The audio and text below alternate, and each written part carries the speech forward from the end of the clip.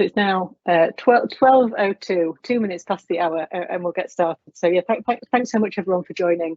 We've had over 250 people sign up for this session, which I think really shows how passionate everyone is about kind of understanding different user groups and different customer groups, and thinking about that in kind of the decisions that we're making, particularly the decisions we're now making in such a volatile environment. Now, for those who I haven't had the chance to speak with before, my name is Lauren Peel. I'm Head of Markets, Consumer Insights and Product Design at Fair4All Finance.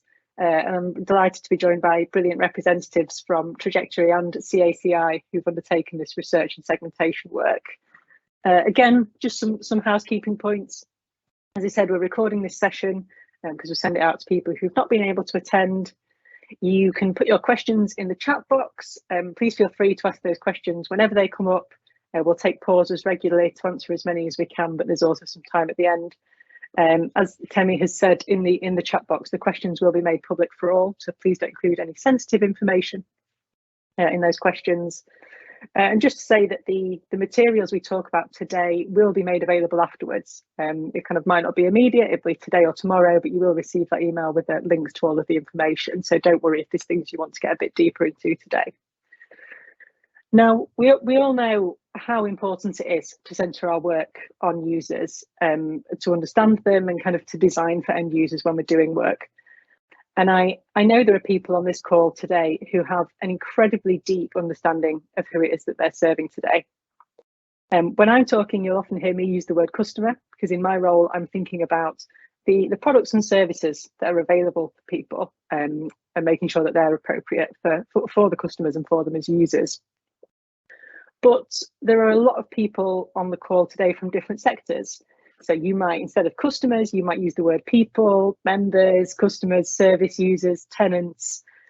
We're all talking about the same group of people, just with a different language. And that's people that we already serve, or who we want to reach to improve financial resilience. And joining this session today, whether you're doing that alone or with your teams, means you're already progressing towards those goals. Now, why is this important? Our purpose for segmentation, it's about understanding different groups of people or segments better. It's a starting point, really, for exploring the different needs of different groups and being able to design more effective propositions and services for them. And that's the major difference when starting with the customer as your focus point. Secondly, as you see on this slide, these segments and the materials that go with them that we'll share afterwards are for any organisation who's passionate about financial inclusion. Now on the call, as I said, we have people who know their customers and their members really well, while others might be taking their first steps to understanding people in financially vulnerable circumstances. And that might mean there's some content here today that's really relevant for you, and some that might feel less so, and that's okay. Today really is a starting point, and we have a lot more content to share with you in detail in the coming weeks and months. And finally, for financial services providers who are on the call with us today, whether that's banks, credit unions, CDFIs, fintechs, or others, this is about understanding the groups of people who you already serve and those who you might want to serve in the future. That might be about diversification of your customer book and kind of growth strategies, and about targeting different audiences with tailored products and marketing. For others, it might be about kind of smaller iterative developments, tailoring what you do to support people who are vulnerable within your existing business. So that's kind of my introduction on why we're here and why segments are important, before we now jump into who our target audience is for this work. Now, our target audience at Fair4All Finance, we always use the phrase people in financially vulnerable circumstances. We're recognising it's not as kind of clear cut and binary as saying that some people are included and some people are excluded. So we talk about the vulnerable circumstances. And we've defined the target audience as at least 17.5 million people who are experiencing financial vulnerability. This is across the UK. Research was undertaken in all 4 nations. And we'd say at least 17.5 million people because worryingly, this is a number that's likely to be growing each week, kind of as I'm sure we all see the news each week and are thinking about how this affects people and how many more people are in vulnerable circumstances following some of those changes. But that's the target audience as a whole, and kind of and not enough about the distinct segments. So I'm going to pass over to Jamie and Aidan from CACI to talk more about the segmentation. Thanks, Lauren. We're going to talk to begin with briefly just how we've created the segmentation. Now, some of you might have come across segmentations before, or maybe even used them in the past, but to some of you, they'll be an entirely new concept. In its simplest terms, a segmentation is a way of dividing up the population. In our case, the 17.5 million people we've defined as financially vulnerable, and we're dividing those up into a small number of groups. The people we put in each segment should be as similar as possible on a defined set of characteristics, and more on the characteristics actually that we've used shortly. People in different groups should be as different as possible, and this helps us distinguish and describe each segment. It's important to note here that when we're describing segments, and you'll hear us talk about them as we go on, we often talk about a segment as a single entity, but actually segments aren't perfect and not every person in that segment will display every characteristic. However, as a group, the characteristics are more likely to be present in one segment than in others, and that's the message we're trying to get across. The number of segments should be big enough to be useful. Now, 2 segments won't give you much leeway to understand groups of customers, but at the same time, you don't want the number of segments to get so large to get confusing and unwieldy. Ultimately, though, we let the data do the talking, and we create more or fewer segments depending on what the analysis is telling us. And finally, and probably most importantly, the segments have to make sense. People using the segments, that's you, have to understand and believe the groups of people we're talking about and their characteristics. If you've seen segmentations before, you'll probably have noticed that age or life stage and probably demographics such as income often play a big part. But here we're really keen to focus on the various behaviours each individual showed, rather than treating all individuals of a certain age and affluence the same. You will notice some demographic patterns across our segments. For example, those with mortgages tend to be older than renters, but remember it is the mortgage rather than the age that is more important to us in deciding which segment a person should be in. Likewise, we use income as a describing factor and not a defining factor in the segments, and that's an important distinction. To us, it's more important that a person's income does not go far enough to meet their financial commitments, rather than just knowing whether it is high or low. For example, low income does not necessarily mean financially vulnerable. For example, a 25-year-old earning £20,000 and living rent-free with parents is not likely to appear in our segments.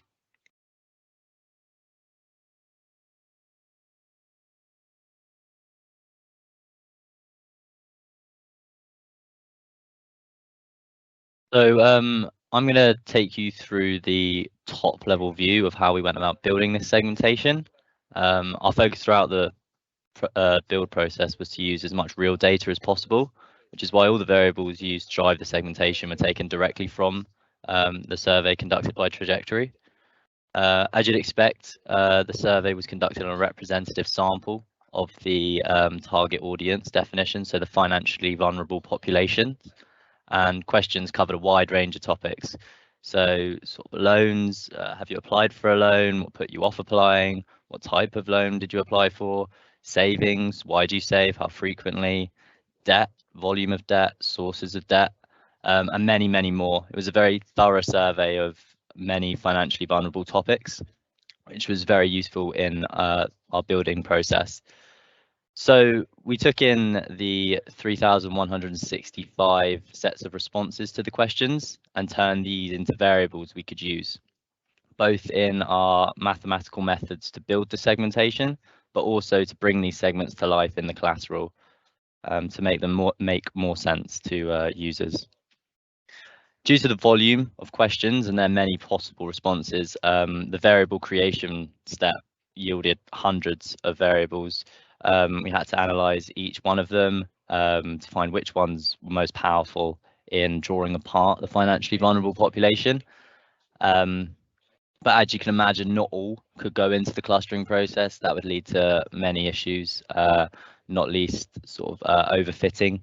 So we employed a variable reduction method called principal component analysis. this essentially measures the similarity of variables and groups similar ones together. Then from each of these groups, one variable represents that group best, and we use that variable as a potential driving variable in the clustering process. So a good question now would be, what do we mean by a driving variable? We mean that the segment allocated to an individual is determined by their score on these variables alone. So people who score similarly on these driving variables will be in the same segment, and likewise those who score differently will be in different segments. So as you can see from these driving variables, they cover a wide range of factors of financial vulnerability. It's good to note here that the maths decided these. We did not set out with these or have a preconception of what these would be. So we let the maths dictate that. So you can see at the top there, 0-hour contracts. This covers sort of uncertainty on income for people. Do you have an unsecured personal loan? So are you already in need of extra help with sort of rising costs or unexpected expenses? Have you been rejected from credit in the last 12 months? So are you already excluded from getting finance and thus will be vulnerable to change in expenses or expenditure? Have you used a food bank in the last 12 months? Shows the reality and the severity of the situation for far too many people in this population. Do you have a payday loan or some form of short-term credit? So be potentially turning to more high-risk alternative avenues of credit if you're already being rejected by others. Are you already struggling to repay that owed debt? So again, this shows the severity of the situation. Are you having to prioritize which debts you repay, or do you just have so many it's overwhelming? And finally, have you used savings as a form of primary income in the last 2 years? So you're already struggling to sort of keep your head afloat with expenses, and so in the next coming year or so, you'll soon start turn to credit. So this whole process was an iterative process. So we tested many different sets of driving variables. We would profile each iteration on key demographics and financial variables to see which combination produced the most clear and differentiable segments. And those driving variables on the previous slide were the ones that we felt best to work with the financially vulnerable definition. So I think Tom is going to take you through now how we applied that to all tests and some in-depth interviews. Yeah, thanks, Aidan. Yes, the research that we'd conducted so far had been two things in nature. It had been quantitative and it had been online, and that meant that we'd collected some really incredibly valuable insights, but we hadn't yet heard from people who are digitally excluded or actually physically met any of our target audience. So at this stage, in addition to the survey data, we conducted 9 hall tests around the country. Hall tests involve our team traveling to different places, usually high streets, sometimes a shopping centre or somewhere like that, somewhere busy, lots of footfall, and basically just spent a day recruiting people for a short interview from the street. And it fulfills a really important principle, I think, in the research, which is to go to the audience rather than expecting them to come to us. So they were the hall tests that collected a lot of valuable data, around 500 interviews in total, which gave us occasionally a sort of boosted perspective on the different segments as they were emerging. Then as those segments were finalised, we also conducted a number of in-depth interviews, so hour-long conversations, usually in people's homes, trying to understand a bit more about their lives, their financial circumstances, and their wants and needs from financial services too. Back to you, Aidan.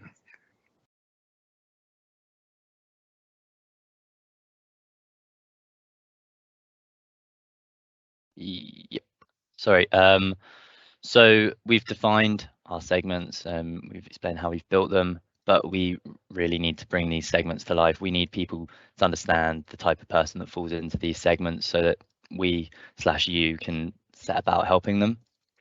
So to do that, we primarily used that real world data again collected by Trajectory, both in the survey, so using that really in-depth survey to understand these people, but also as Tom just mentioned, to make it more qualitative in the collateral, because we're not all robots that just sort of stare at numbers. We need to understand and form that picture in our mind of who these people look like. So those in-person interviews and hall tests were really crucial in building out the personas and pen portraits. And any holes that we felt were in the profiles or we were missing in understanding these segments, we filled them using both CACI lifestyle data and the FCA Financial Live survey, which is a really powerful and widely used survey on financial usability.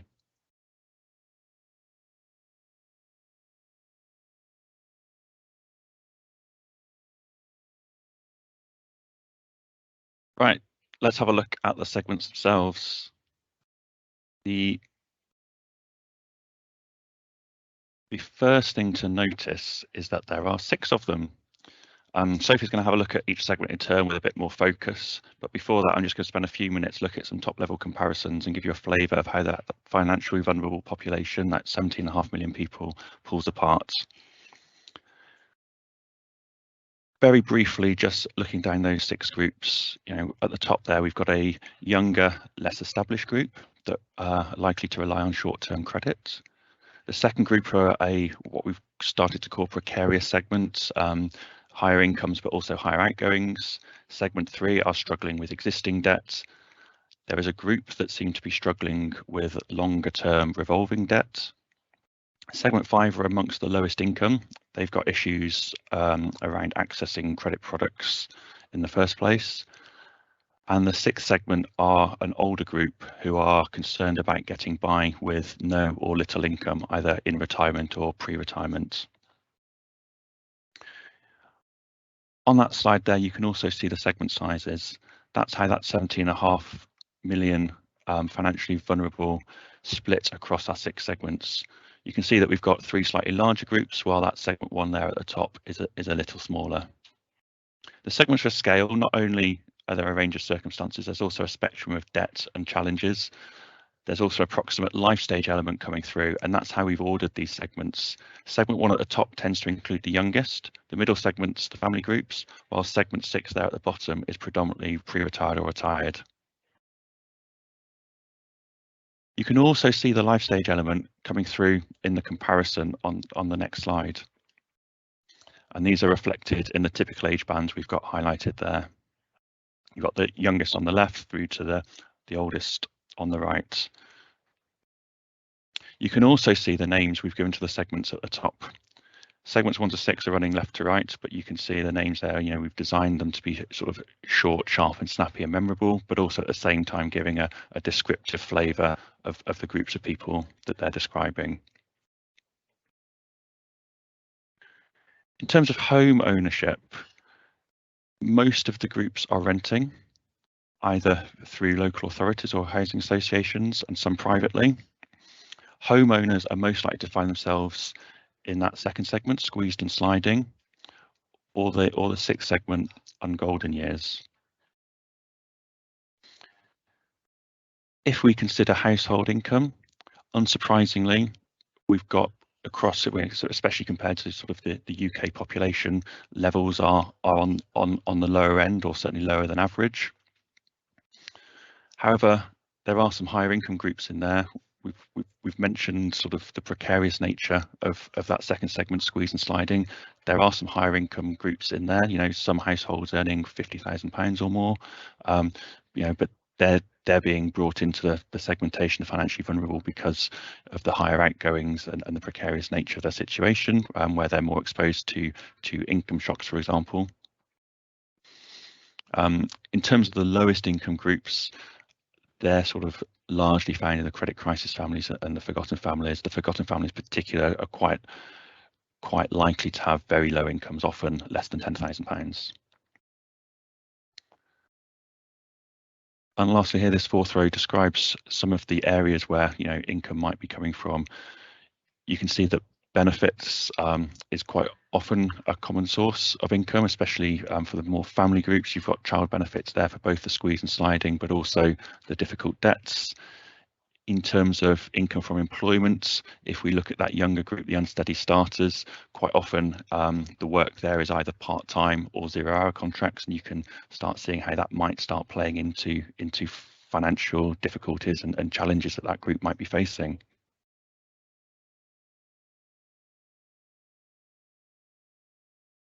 Focusing on debts across the segments, what we've got here are likely sources of debts, and again, there's a range and a spectrum.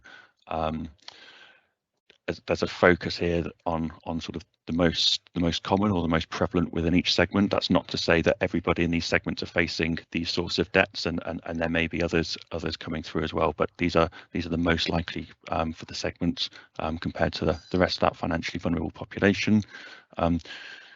Credit card is quite a common theme. Most, if not all, segments are showing elements of credit card debts.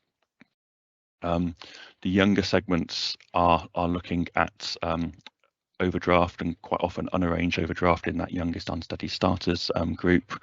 And in terms of some of the groups that are more in crisis, that's the credit crisis families, the forgotten families. There's a broad range, especially where you look at the more informal lending. You've got debt that's racking up, borrowing from friends and family comes into these groups in particular. In terms of the severity of debts, again, there's a range. There's groups of people that have seen debts increase over the last 12 months. Those first two groups are segments that are displaying those sorts of characteristics. And if we take the fourth group, difficult debts, there's certainly evidence here of the debt being longer term, revolving credit cards, for example.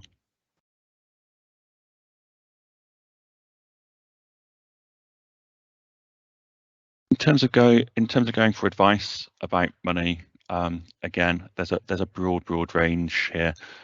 The youngest group, the unsteady starters, they're the ones most likely to go to sort of friends and family and access digital services.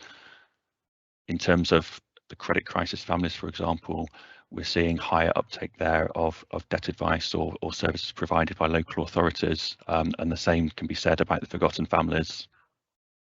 Whereas, for example, the older and golden years are much more likely to rely on websites and TV programs, read articles about debt prevention, saving advice. They're the people that are most likely to be following rates, for example, on money saving experts.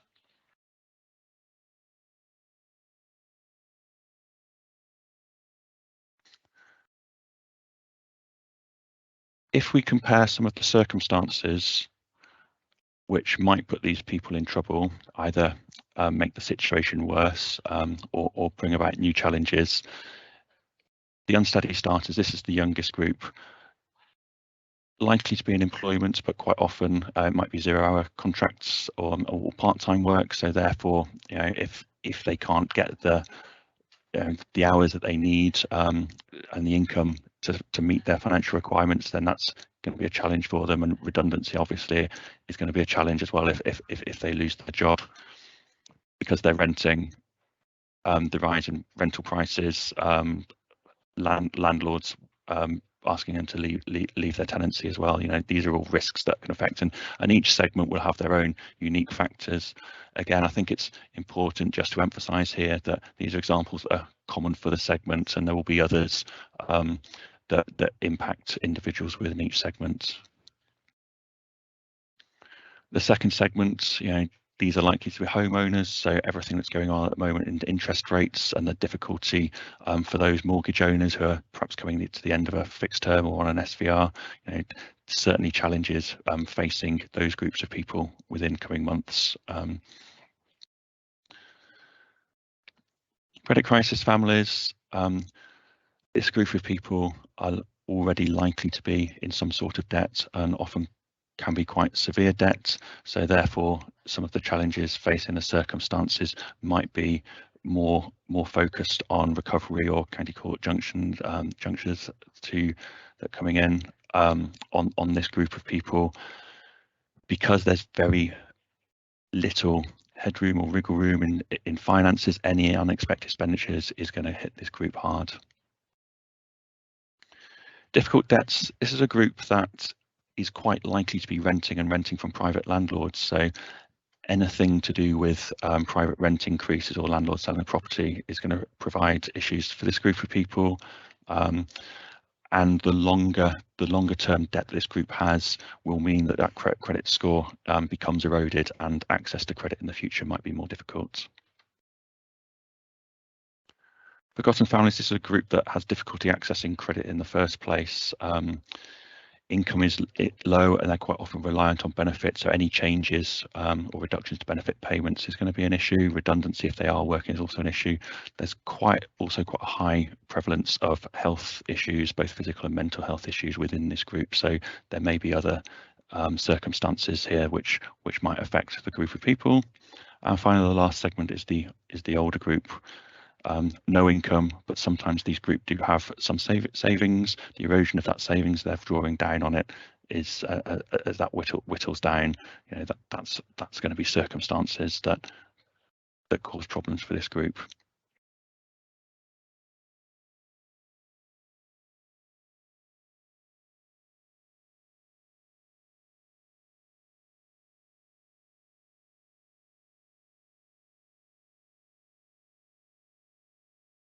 Struggling to come off mute. Oh, we can hear you, Sophie. Can you? Lovely. Thank you. So I'm just going to take you through the segments in a bit more detail. Thank you, Jamie, for giving us that summary and the overview. So I'm just going to draw out a little bit more about each of our segments for you. So this first group, these younger people using short-term credit, they are generally under the age of 34, as we saw. They have a lack of credit history quite often. So again, that can be a challenge for them. And then what we see is, you know, potentially a lack of income protection or workplace benefits. You know, they're often working for 0 hours contracts, part-time work. You've got students in there. So in terms of being, you know, quite early in their careers, they just lack that kind of workplace benefits quite often when they're working for those types of companies. You know, they have lots of small debts. And so some sort of debt consolidation would probably be beneficial for them. They want to build up their credit score, absolutely. You know, and they might use loans and overdrafts to plug their income as they go. You know, with these types of contracts, you know, sometimes it's differences in their income each month become quite prevalent, and that's where they're using loans and overdrafts to help with those. They're pretty inexperienced though, and their lack of knowledge about where to turn. You know, they might ask their friends and family, but that could be quite difficult for them. They might feel uncomfortable doing that. They're most likely to look sort of online, you know, price comparison websites, for example, financial websites. Our second segment, these are sort of 18 to 45, as Jamie showed. They have probably started, you know, they had some savings and those are getting depleted. They're using those savings to try and pay off some of, you know, their sort of debts that are starting to come through. They're going to be using up their savings for any rising bills, and again, consolidation could help here. Any ability to split payments would probably be helpful for them as well, because, you know, they do have some savings, and the ability to see what's coming and be able to spread those payments would be beneficial. They might have used prime or near prime lenders in the past. Their awareness of community finance providers and any, you know, they might have preconceptions about what that is, but the awareness seems to be fairly low as well. Our credit crisis families, typically 25 to 44, but they can go up to the age of 54. So sort of this family group, they've been in financial crisis for quite some time. They don't know really who can help them. They're open for advice. So, you know, they absolutely want to get their debts sorted. They just don't really know who to turn to. They have lots of loans or debts from multiple places. That could be payday loans. buy now, pay later. They might have missed the payments on some of those. They're probably using their overdraft. There might be some catalogue debt. They might also be borrowing from friends and family. So multiple sources of debt. They get lots of benefits in terms of universal credit, disability benefits, child benefits, but whether they know whether they're accessing all of those and getting the most out of that, then they're not always sure. They've probably been rejected for credit in the past 12 months as well, if they've applied for credit cards, for example, just because of the history of those unpaid debts potentially. They're probably living in a housing association or local authority accommodation. And what we see is basically the cost of living will really impact them severely. They were already struggling to make ends meet. So any increase in bills now is going to put them into, as we say, crisis. Our difficult debts. Now, these actually have a reasonable income and they just want to avoid getting into more debt, really. They've probably got sort of debts from credit cards, loans, and also using their overdraft. Their household income is reasonable, it's 25 to 50k typically, but what we've seen, they might have quite large debt, and they possibly were managing that in the past. It might have been for something like a car purchase, or for those who do own their own home, they might be making home improvements, for example. So they've taken out quite a lot of debt to help, with those things. But they've started, that debt's from a while back, but they're now starting to see that those payments are becoming difficult. In the past, there's kind of a bit of a lack of action almost, and there could be a variety of reasons behind that. It might be a lack of awareness of where they can turn to help consolidate those debts. It could be a bit of stigma. They weren't struggling in the past, but now they are, and they're struggling to put any money aside. And that change in circumstances over the past couple of years is really, it's difficult for them to reach out. Some of them might just be sticking their head in the sand. They felt like they were in control, and they don't necessarily want to acknowledge that it's becoming a problem. And then our forgotten families. So they're struggling to get their head above water. These are now sort of 35 to sort of 64. And they've probably missed payments, and they are struggling to get any access to credit as well. They're already choosing probably between heating and eating. So the cost of living increases that are happening at the moment, they'll be severely impacted by those. So anything around income maximisation services could help them increase their monthly income.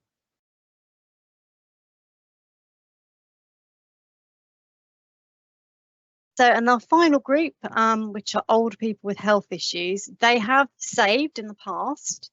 They have lower levels of debt, but they're really worried as their bills go up that they won't have the reserves to cover any, increase in payments.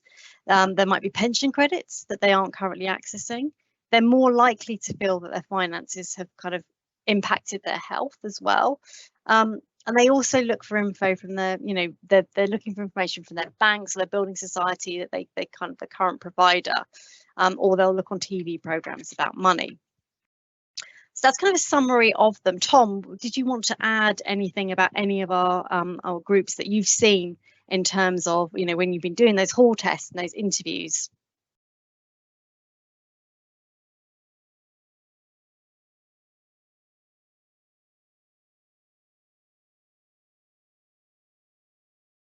Oh, we lost Tom.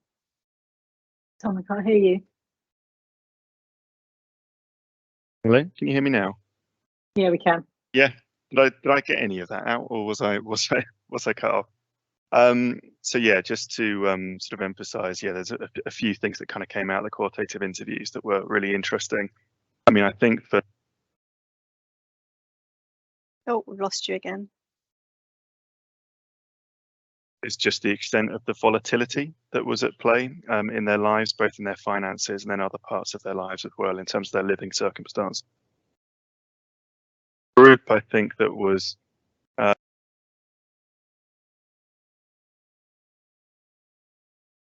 think Tom's breaking up a bit. We might have to come back to him later in the session. I'll crack on. So we've put together a sort of matrix essentially of each of the segments. So the size of the box is the size of the population that fall into the financial vulnerability.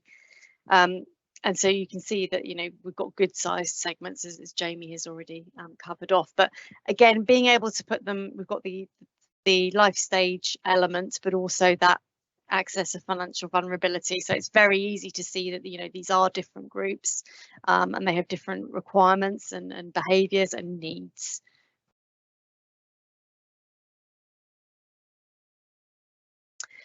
So we have some supporting assets, which, as Lauren mentioned, will be made available to you, and you'll be able to get those from her. We're starting off with, we have a set of pen portraits, which essentially bring out the core elements of each of the segments. And there are 2 pages to those pen portraits, which I'll just run you through quickly. So we've used the example of segment 2 here, the squeezed and sliding. So this page is very much around demographics and sort of debt levels and savings levels. So you have a section which takes you through, you know, you can see the age versus the financially vulnerable population. So you can see that where the coloured line is going above the dotted line, this segment is more prevalent in those younger family sort of groups. We've got the level of income. And again, we've benchmarked that against the overall financially vulnerable population. That's household income.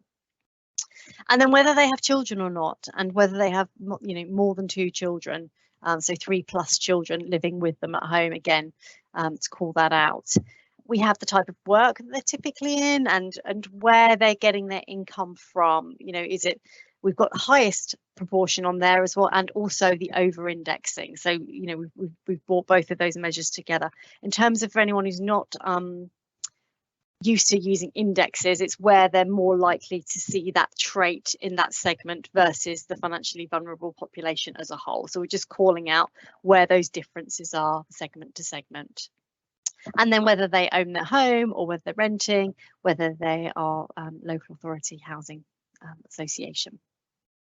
And then on the right hand side, we have the sort of a scale of debt. Now, some people will have considerably more than £5,000 of debt. It's 5k plus, but it's just giving an easy comparison. So you can just to the eye, segment to segment, to see where the highest levels of debt are, where those segments do have some savings on the bottom left side there. And then the types of debt, where those sources of debt are coming from, and some of the sort of key characteristics we see from a behavioural perspective. So in terms of seeing their levels of debt increasing, for example, and then calling out, as Jamie mentioned before, some of those circumstances that could put them in trouble. So this page is a, you know, nice simple overview of who they are and the kind of levels of debt that they are experiencing, and whether they have any savings. Now in the top right hand side, you can see we have the volumes and the percentages. Really important to understand, you know, how many people are population are in each of these segments, and it's the adults that we're counting here. The second page is more around channel and considerations and financial products and behaviours. So the left hand side talks about how they like to sort of research and apply for any financial services. So is it more online versus face-to-face, that sort of thing, and then where they turn to when they're looking for help. And again, as Jamie mentioned, these are the things that are over-indexing, that are a characteristic of the segments. Not everybody will do all of these things, but these are the kind of key trends that we see and characteristics that come out for each of the segments. And then the considerations, you know, what type of services might they need? What things do we need to think about when we're designing products and services? Understanding how we can reach these people, how we can support this potential segment of the financially vulnerable. And then on the right hand side, we go through more about the financial products and behaviours. So we have a sort of short, easy way of interpreting the types of products that they're likely to be engaging with. So where we colour the icon in, it means they're over indexing. So this segment are more likely to have some savings.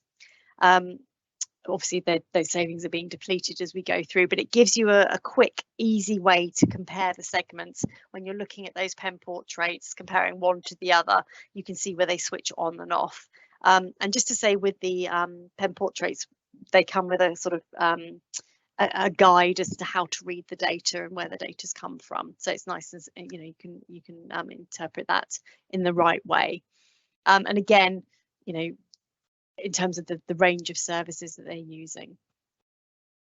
And then finally, just on the far right hand side, again, some key traits when it comes to those financial behaviours.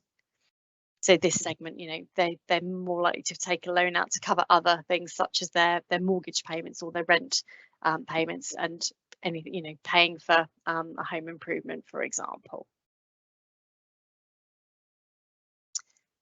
Tom, are you there for talk about the personas? Can you hear me? Perfect. Yeah, we'll try it without the headset. It was ruining my hair anyway. So yeah, in addition to the much more data-driven pen portraits, we also have some written personas for each of the segments, and these dive into the more qualitative data, all those conversations that we had with people both in the hall tests and all of the depth interviews throughout the research. Now, these don't describe the segments using data, but instead use a sort of wordier approach to describe a typical person, kind of a day in the life almost. Using those insights gleaned from the depth interviews, occasionally, you know, being able to use really a kind of a participant's, a real person's kind of own words and own circumstances with the right amount of details changed, just to sort of build up a more rounded picture of what life is like for people in these segments. Naturally, obviously, a bit wordier than their pen portraits, but possibly a nice kind of counterpoint, a kind of complement to what's in there, kind of looking beyond the numbers to describe what a typical person might be experiencing, what their circumstances are, their challenges, and their needs too. They're national at the moment, but they could also be regionalised for different organisations that might not operate nationally. As we say, there's 6 in total, one for each segment. And Tom, while we've got you back, did you want to elaborate any more around some of the traits for the segments that you saw in the hall testing? Yeah. I think I mean there were a few. I think it's really interesting things that kind of came out for each of the segments, just kind of echoes of what we saw in the data, but kind of brought to life when we heard them, sort of in people's own words, describing their experiences. I mean, the thing I'd emphasise for the unsteady starters is just how volatile their lives were, you know, their finances, but also often their working practices, sometimes their living circumstances as well. I think the thing with them as well is they weren't often just not sure about where to turn, but often had quite low levels of trust with some of the organisations and sources of help. So I think that's a really relevant element for them. I think the squeezed and sliding one, which we talked about being sort of precarious, obviously talked about how they might be, I guess, possibly becoming more precarious due to what's going on with mortgage rates. They often seem really financially confident and savvy, but will be struggling with what's going on. Really struck by a conversation I had with a woman in that segment who knew the exact date that every subscription product she had, from Netflix to broadband to insurance, absolutely everything. She knew the exact date that was due for renewal, just to give you an indication of, even though I think income is a bit higher in that group, that they are, I think, really on top of their finances and kind of managing things really quite astutely. For the credit crisis families, just one small thing to add. It's people in this group were in a really tough situation, the people that we spoke to, and often we saw people who had lots of reasons behind their finances for why they might be in a bit of a difficult spot. Often it's sort of caring responsibilities, poor health. You know, in the hall test, we've met people in this segment who had a lot else going on in their lives that might be contributing to their circumstances.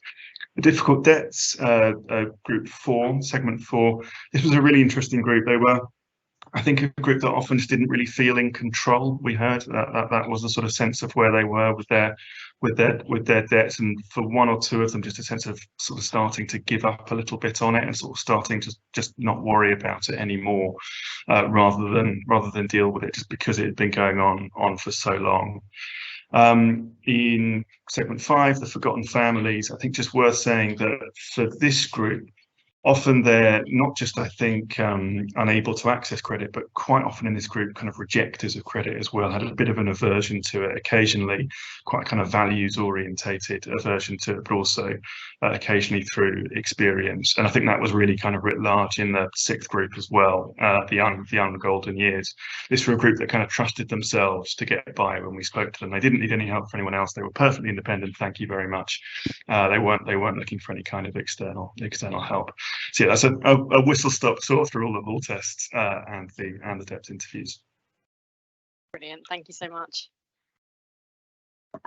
So one of the other assets that will be available are geographic counts. So for market sizing and for understanding where these populations are across the country, we've created 3 different files, one at postcode district level, local authority level, parliamentary constituency level. So again, as Lauren will touch on, those will be available for you. And then back to Tom just to talk through the extra reports that have been created. Yeah, absolutely. Can you hear me? Am I coming through? Yes, fantastic. So yes, in addition to all of the assets that we've been describing, there's extra detail, extra analysis in the form of, I think, really quite comprehensive reports on how both the audience as a whole, the sort of target audience, and the individual segments are approaching different products, their customer journeys to them, the pain points they might encounter on them, as well as things like the sources of information that they're encountering, responses to different marketing materials, views on brand, media consumption, lots and lots of different things in there. The reports, I'm making them sound quite detailed, they are quite detailed. They draw on insights from all elements of the research, so the quantitative surveys, the Hall tests, and some quotes and sort of nuggets from the depth interviews are in there too.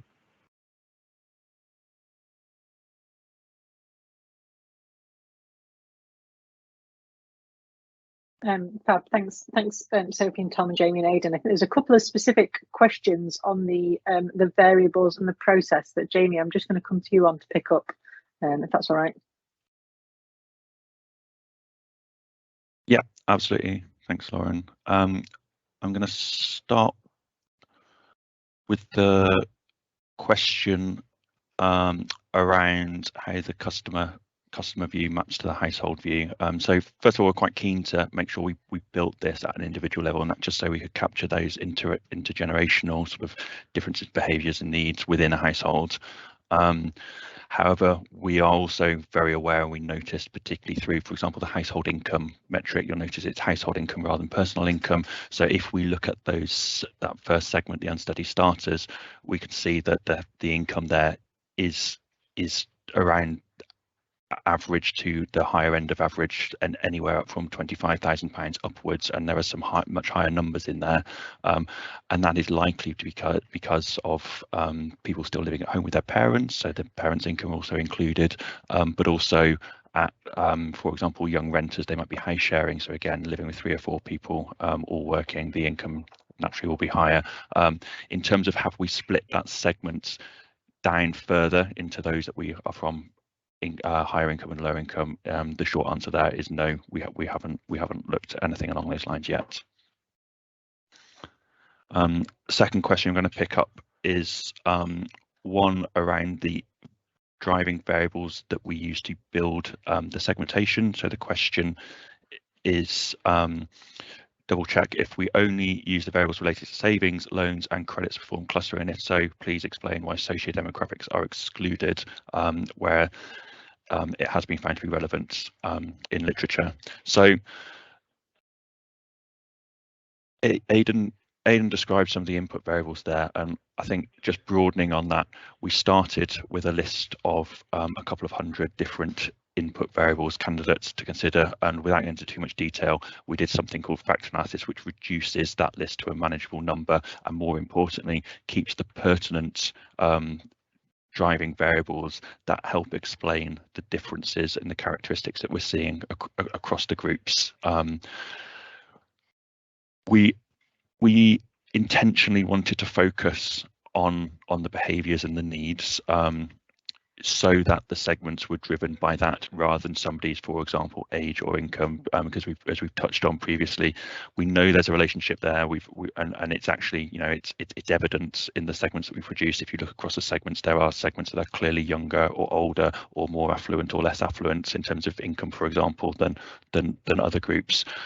But we didn't want somebody to be defined by their demographic situation. We wanted to understand, you know, what their situation was in terms of, let's say, disposable income, their financial requirements, how they were meeting those requirements, and the level of debt or the crisis of debt that they were currently find themselves in. So it's not to say that demographics aren't important in the segments. It's just that they are reflected in the segments once they are built. So they describe the segments as opposed to the fact they would define the segments in the first place. But yeah, you're right to pick up on there's a clear link there, and hopefully that's come through in the work that we've shared.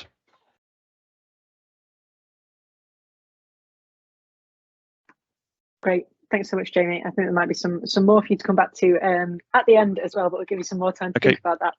And I'll just pick up one before I go into the how to use our segmentation, because it's a great question around where do you fit the acutely vulnerable, homeless, temporary accommodation, substance, alcohol misuse, recently released from custody, and yeah, useful to see that maybe 5% of our member base. So it's a great question, and it's another one of the reasons that we talk about at least 17.5 million people in financially vulnerable circumstances.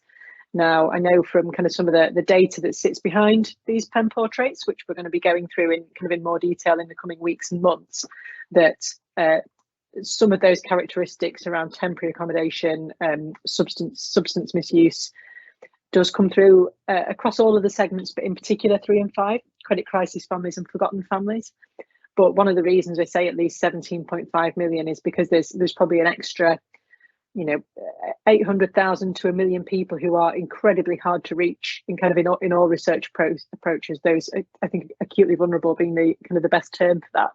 And I think one of the things we'll be looking to do generally kind of over the next year, as other research comes out and insights on how we work with organisations, is to understand where that fits to our existing segmentation, and if there's gaps, what does that mean we do next time, and kind of what are our gaps in research and understanding, and how do we always keep developing that to make sure we're thinking about kind of the segments, the 6 segments we have here, but who else we might want to think about in those research gaps. And this is for the same reason. I don't know if you saw, there was a question around how illegal money lending shows up. We have some specific research underway at the moment around illegal money lending, and we'll be looking to map that back to the segments to say who's most impacted and most at risk. So where we don't have answers to some of those questions, it's something we're thinking about as we use these segments over the next year to kind of shape our thinking and use those gaps. So how to use our segmentation, which I think is a nice segue from that last question. So today's really the start of using our segmentation. We're kind of this is an introduction to the segments. It's very high level, and today there's a lot more to come. And certainly the pen portraits and the personas and that first reports that Tom touched on will all be available after the call today. And we know, at Fair4All Finance, that understanding understanding these groups and the people in vulnerable circumstances is really fundamental to the work we're doing. Fundamental to the work we're doing on products, that we're doing on strategy, and in our research as well. And we'd love to see kind of other organisations thinking about these segments and kind of how that applies to the work that you're already doing. And so, as I said, we'll be sharing the pen portraits and the personas. There's a lot of really useful, kind of great information in there to get to know who these segments are a lot better. So I'd really encourage you to kind of make the time to review those materials and think about how those segments fit with who you already serve, where any gaps might be, kind of how it might fit with existing kind of segments or models that you use in your own businesses, and how that fits with your own customer base. And as I said, we've picked up some of these points in the questions, but this is really scratching the surface. We have a huge amount of data and insights that sits behind this, that we'll be picking up in the coming weeks and months as we go into different themes or focus on different areas.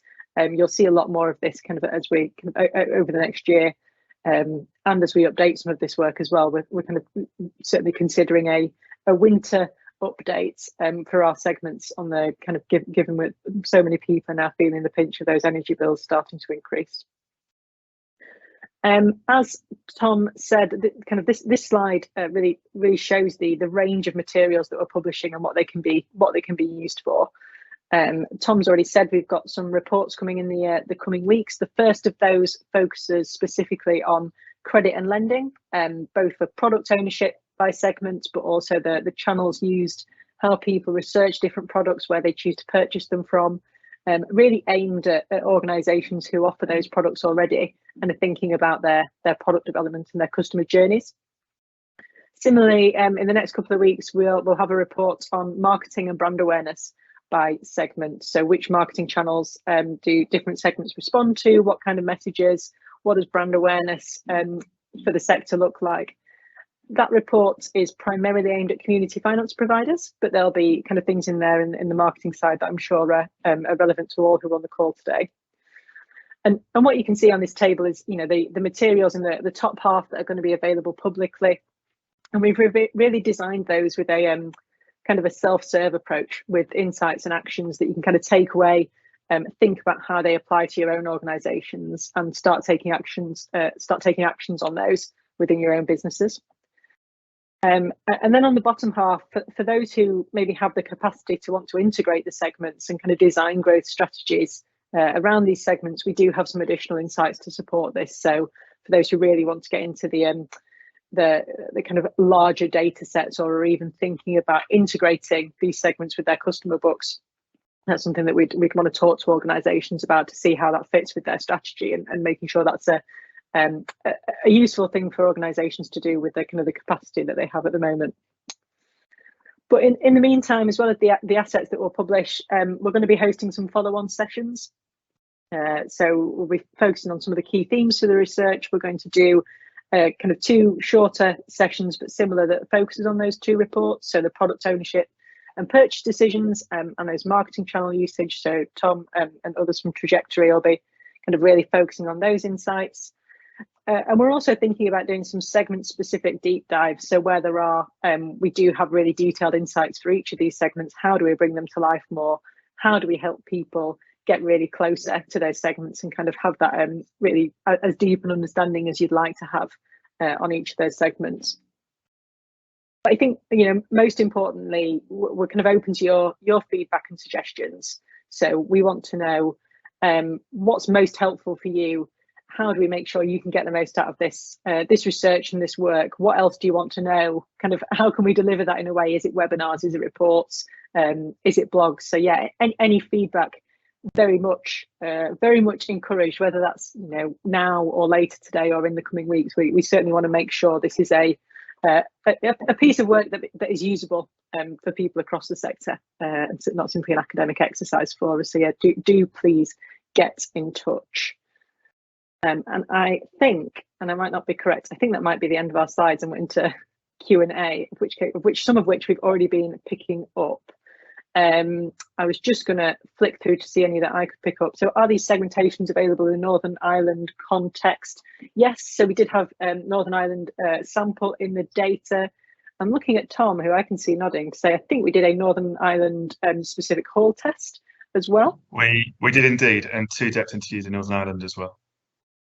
And we talked a bit about those geographic counts in one of the questions by postcode. We have that by local authority and constituency as well, so we'll be able to pull out the segment volumes for Northern Ireland.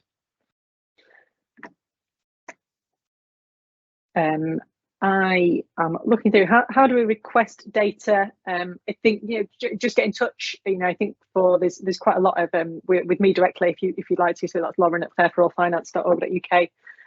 The data, some of the data sets are pretty chunky, is how I would describe them. So we'd kind of want to have a chat first about make sure that data is usable for you and helpful, and kind of how that's something that something that can be used rather than just sits as a big file in the inbox. So I'd be really keen to have that conversation first.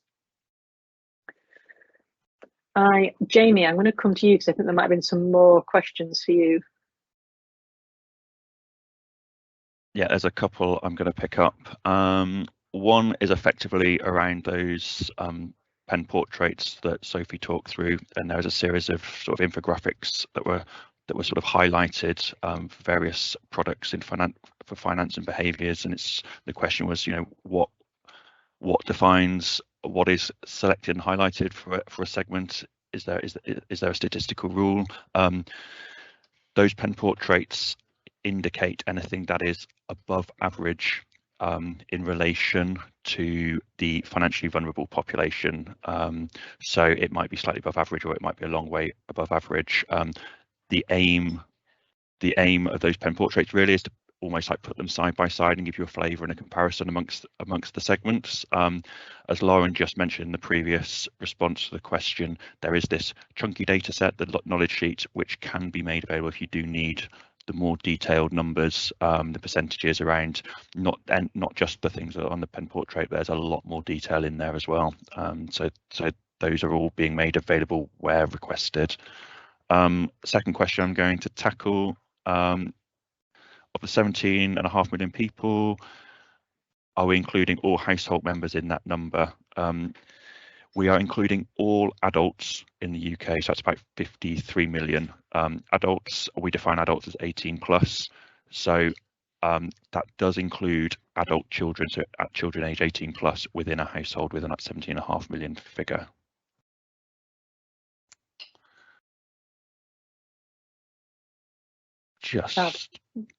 I think that's it from me. Back to you, Lauren. Thanks. Thanks, Jamie. Yeah, I just looking at a question. Do you distinguish between people who, for no fault of their own, don't have enough income on which to live, so in deep poverty, and people on low yet sufficient income who can manage financially in some way?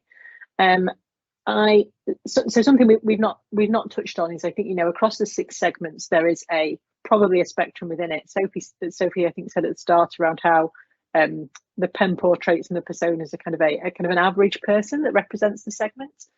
So I think within the people who don't have enough income on which to live, I think we see more across credit crisis families and forgotten families, and there will be a range in there. There'll be people who don't have enough on which to live on and are now seeking credit for those those essential bills. And we all know that's a number that's increasing. There might also be people within those those segments who do feel they have enough on to get by and manage financially in some way. I think that might also be true across all segments. I was thinking about segment 2, squeezed and sliding, who previously or still today might have access to mainstream organisations, have been getting by, people who might have been able to save a little bit at the end of each month, and might have always had a little bit left at the end of each month, and what that means now. So they might be on 20 to 30k incomes, but still be in that position where they are they're no longer able to get by, and what does that look like in the future? So I think I don't have a short answer other than I think there's a spectrum within that, and that might be one for us to do a deeper dive into. While there's some new questions coming through, which we'll try and get to, because we do have a few minutes left, I just wanted to do a mention for those of you who regularly receive communications from Fair4All Finance. You probably already know about the dormant assets consultation that closes on Sunday. So our work is funded by the dormant assets scheme, and the government's dormant assets consultation is now underway, and a really good opportunity in the fight against financial exclusion.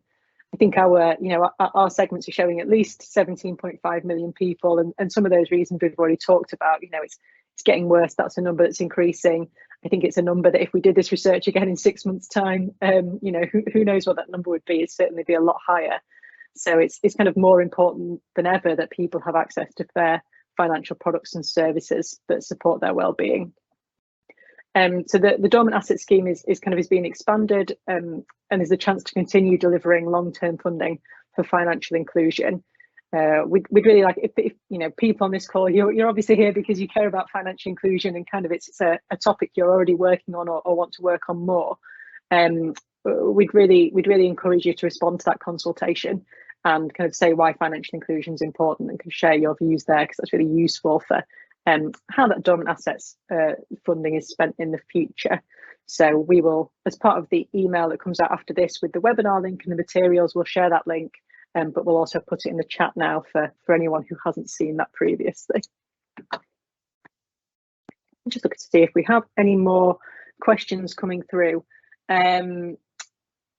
there's some, can the data be made available on the website? We're not going to publish the data publicly on our website because they're really large, really large data sets, and we also want to make sure, while everyone on this call, I'm sure is passionate about financial inclusion, and we have a range of responsible lenders here, and kind of people who we know will only use that data for good reasons, kind of have a slight nervousness about putting out such significant data sets, where there might be people who use it for less good purposes, to put politely. So yeah, we are really keen for that data to be shared with organisations that want to use it and have the capacity to use it. But with the size of those data sets, and the complexity of some of them as well, we just want to kind of have some conversations first to make sure that they're can be read across in the right way and that they're the right fit for organisations that are using it.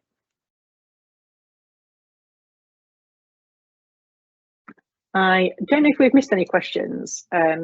While we're just waiting to see if there's any more that come through, I just want to say a huge thank you. Thanks to CACI and Trajectory for delivering this work and joining us today. Thanks for all who've kind of joined and listening in and asked some really great questions. We will send the materials. As I said, this is the start of kind of us using this work and working with others in this work. It's not certainly not a launch and done. It's a how does this inform everything that we're doing? And we'd love to work with organisations who also want to use this kind of the segments for what they're doing as well. So please do send any feedback, anything you think would be helpful in how you use the segments. We're really keen to hear from you.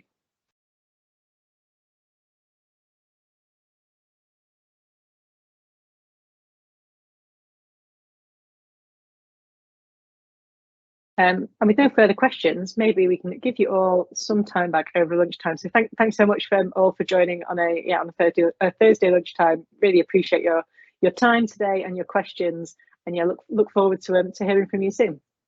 Thanks everyone.